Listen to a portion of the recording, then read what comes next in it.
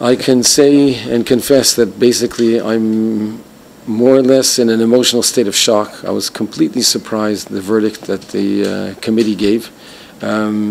It's opposed completely to the set of laws that's set inside the Israel Medical Association. It's obviously against the Torah. It's obviously against the views of the majority of the Jews that live in the state of Israel. The basis that it leans on is very, very weak and I think biased. I hope very much that the appeal will be able to grant the truth to come to light, and in the second hearing I'll be able to show section by section that it's a political and more or less prejudiced opposition to the things that have been said, and obviously very, very pressured by a certain group in the section and sector of society that back the whole thing. And this has happened in other countries, other nations. We know that it's a certain trend.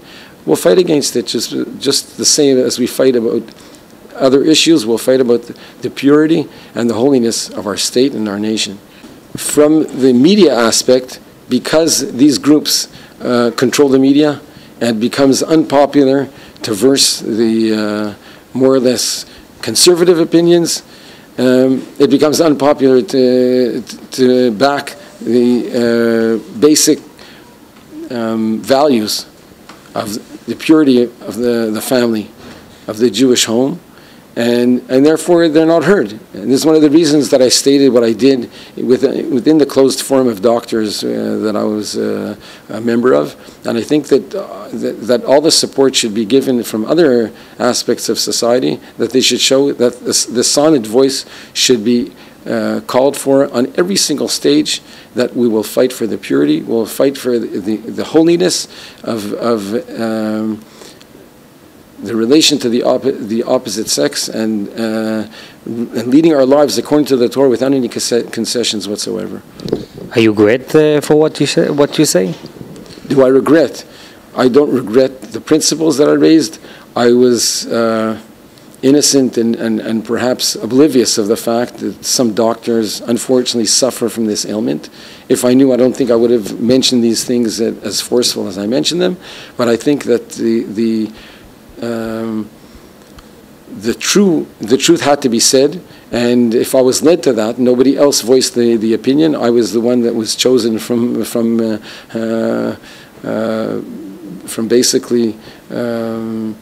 It may have been heaven sent that I was the representative to mention these things, but obviously it was completely justified. There's obviously no regret in any phase of voicing the view of the Torah. I don't think that it ever will be.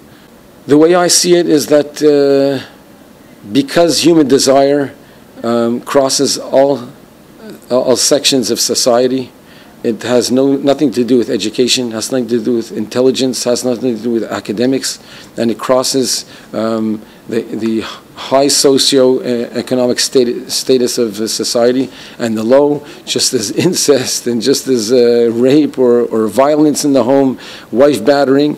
And this is one of the subjects that it has nothing to do with the way you were brought up. And unfortunately, they're very high, top-notch academics, figures in law, in politics that support this view. Unfortunately, they don't hide their views. Nowadays, they bring it out in the open, and instead of being ashamed of violating basic laws that the Torah dictate to us. And therefore, they more or less control opinion, which is the opinion of the minority. But they're ashamed to voice that opinion. It should probably take simple people like myself to be able to voice the opposed opinion and the healthy and normal way of life, and the life that we would all choose to lead if we had a choice. I've been stormed by backing from messages, from letters, from associates, people that I have no connection with, that these are the opinions they would like to raise themselves and they would like to be heard. Unfortunately, beyond that, families that they themselves have been victims of this condition and would like help and assistance. My wife and I have received calls, and we've actually referred them to those that are professional and can help. And we hope and pray that this problem should be very, very far and distant from members of our nation, and those that are so inflicted, we can help them as much as possible and help them relieve this state and enter a normal way and standard of life. I imagine, I'm not very well versed in the topic, but I imagine there are genetic factors, there is obviously environmental factors, the other aspects that have yet to be researched. I hope that these voices, that as if it's normal, won't hinder research, because a lot has to be invested to discover exactly which are the factors that lead to this condition. But in any event, there's no true and real research that we can bank on today that can obviously decide what's the basic causes for this. And we're going to have to pray hard and do a lot of good work to actually elucidate what the factors are and try and take effect and influence on them so it doesn't happen. I think that the message should be that, first of all, those that do lead normal lives and raise children in a normal environment, according to the vows of the Torah, first of all, should be very thankful. Obviously, it isn't obvious. I'm a mohel, a circumciser, and I didn't realize that one of the prayers that we say before performing the circumcision is we hope that all of those that I fulfill the mitzvah to circumcise should leave their private and intimate lives according to normal standards. I didn't know how important this tefillah is. And obviously, it's not so obvious, and maybe in a low percentage of the population, the prayer has to be said with even deeper thought and concentration. But to others that we see need help, need assistance, provide all the help that we can, and allow each and every one to lead a happy and normal life. Shana Tova to everybody.